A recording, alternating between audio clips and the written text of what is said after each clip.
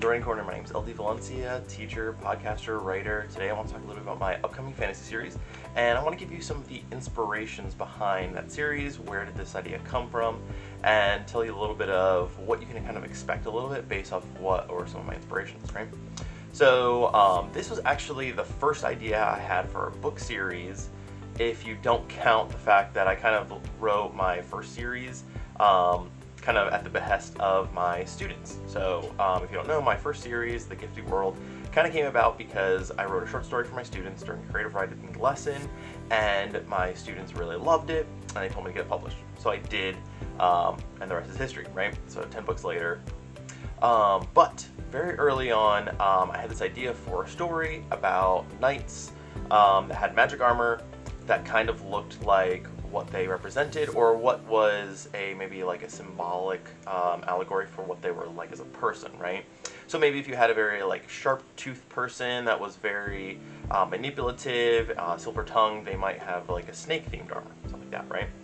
So the first inspiration really did come from the video game Fable. Fable was a video game back on, I want to say it was either the first Xbox or maybe the Xbox 360, that you created a character, and depending on your character's actions, you looked like either more angelic if you were like really, really, really good, to the point where you have like a halo and kind of this glow, things like that. Or the other way, if you were doing evil things, you would eventually even grow horns, you would have like fire coming off your fingertips, things like that, right? And so I kind of got that idea that it'd be really cool to do a fantasy book or something, or a fantasy story that kind of used characters' personality types and things like that, and their armor was kind of based off of that, right? So that was one of the initial ideas I had for the series, and for a very, very, very, very long time, like 10-something years probably, I didn't do anything with it. I had this idea way back when, I think I was still in grad school. I remember being at my house and having that idea, and then not really knowing what to do with it, or like where did the armor come from, whatever like that, right? I kind of found that missing piece way later, and I'll talk about that in one of my other inspirations. So that was the first inspiration. The second big inspiration was several years later. I moved to Nashville. I saw a TED Talk video where he talked about D&D. I decided, hey, I'm going to run a D&D game because I am planning on writing a series. This would be a good way to work on some of those narrative techniques, to practice my inspiration, my storytelling, my narrative chops, cut my teeth on that a little bit, right? So I ran a D&D game. I didn't really expect it to get very far. I wasn't expecting to go on for a long time. I was just thinking this would give me some good practice in a narrative sense, right? So 5 years later, we finally sunset this game, and my characters were in this land.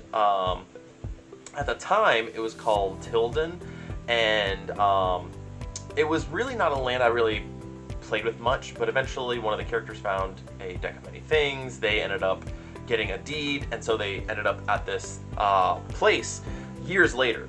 It was probably 2 years from when they got the deck of many things card to when they actually went to Tilden and went there. So the second inspiration really was Dungeons and Dragons. I probably can equate my obsession for dragons to D&D. That game really got me obsessed with dragons, and I've been reading everything dragon related since then. So that's one of the huge inspirations as well. And now that ties into my next big inspiration, which is A Song of Ice and Fire, or Game of Thrones. And around the time my players were going there, I had been reading Song of Ice and Fire, and the series is very political intrigue heavy. There's a lot of political movement and betrayals and all this stuff. So if you ever played D&D, at that point in the game, they got to high level. A lot of times games shift to a little bit more of, your folk heroes to eventually you're like leading kingdoms, right? So at the time they get there, one of the characters is a lord because of the deck of many things, so they kind of get themselves pushed into the political spotlight a little bit. So I really liked that idea of including political stuff, and this idea of, dragons are the enemy. Dragons are this thing that the characters are going to have to always be dealing with. But even possibly more deadly are the political backstabbings, the characters that pretend to be your friend, but behind you are making deals to see you be brought low, right?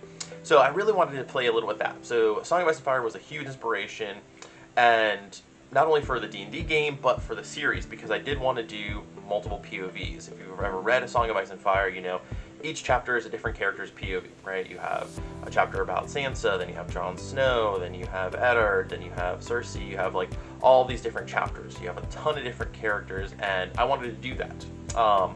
I'm probably building up to more of that as the series goes on, so you'll start off with probably like 4 main characters in the book 1, but I do want to have a large cast of characters, some of them lords, some of them ladies, some of them knights, some of them rune casters, which I kind of use as my magic system, kind of like wizards, I guess you could say, or maybe more artificer is more like it, to use a D&D term. So Game of Thrones, Song of Ice and Fire was a huge inspiration, not only for my D&D game at the time, but also for the story I wanted to tell. My story is going to be a lot more clean, but the multiple POVs and the political side were big inspirations for me as well. Now, going on to number 4, this was an inspiration that I had that really probably kickstarted the book idea, because like I said back before, I had this idea for magical armor, but I didn't know what to do with it. I didn't really know how to get it from idea to actual execution, right? So what I ended up reading was Stormlight Archives. I got into Brandon Sanderson big time, and I read Stormlight Archive, and what was really cool was he used these gemstones, and they got them from these chasm fiends, which are these large, like insectile, crustacean type creatures. Now, I knew I wanted to do something with dragons, and so I kind of took that idea of, you know, the gemstones, but they're from dragons. And so in my world, the dragon has like kind of in their neck, chest area, they have a heartstone, a large gemstone that correlates with their gem type, and the gemstone, the heartstone, if it is properly taken out of the dragon, the knight can have it runesmith, have it carved and engraved to be able to summon their magic armor. And boom, I had the idea, this is how their armor is summoned. So in my world, the paladins are able to use a heartstone if they have one. They summon their armor, and they are able to create a magical armor and weapon that they're able to use in combat. So this has been a really fun kind of revelation for me, because it kind of helped put all the pieces together, and I was able to then move forward and start writing the book, because I kind of had that missing piece.